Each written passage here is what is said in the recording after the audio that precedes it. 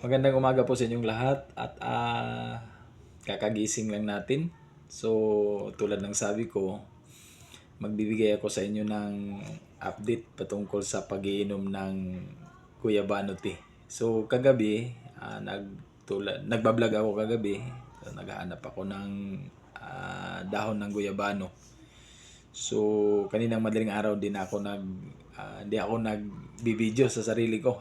Kauna-unahang pag-inom ko ng Guyabano tea. So, ngayon, ito nga. At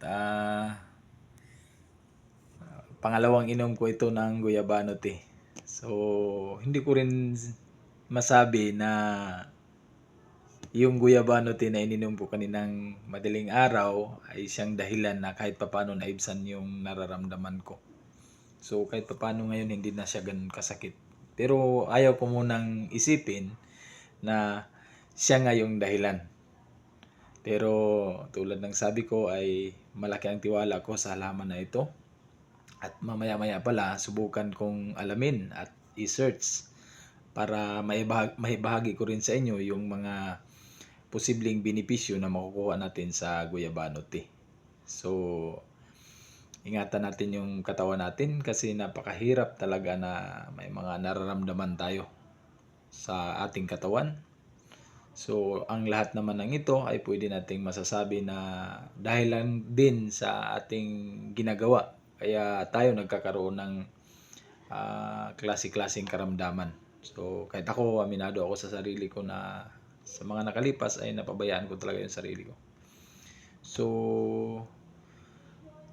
mamaya mag-search ako at bibigyan ko kayo ng dagdag pa na kaalaman patungkol sa halaman na ito.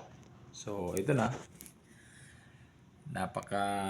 Napakasarap pala na tsaa itong Guyabano.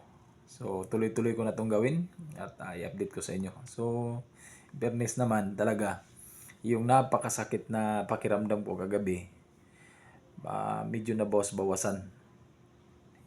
Tulad ng sabi ko, hindi ko siya masabi na siya yung dahilan. Pero sana, siya na nga. Para hindi na tayo mapagastos. So, abala pa yan yung pagpunta natin ng ospital. Saka kung maaari sana ayaw kong uminom ng gamot na galing sa pharmacy. Pero hindi ko sinasabing gayahin nyo ako kasi ito is decision ko ito sa sarili ko at gusto ko nga pag-aralan kung ano ba talaga ang kakayahan ng tsaa na Guyabano kasi napakarami na buong mundo may pag-aaral talaga patungkol sa tsaa. So, ulitin ko, masayang araw sa inyong lahat. Mamaya abangan nyo, magsisearch ako at aalamin ko yung mga posibleng benepisyo na may bigay pa sa Guyabano. So, mag-ingat po tayo palagi.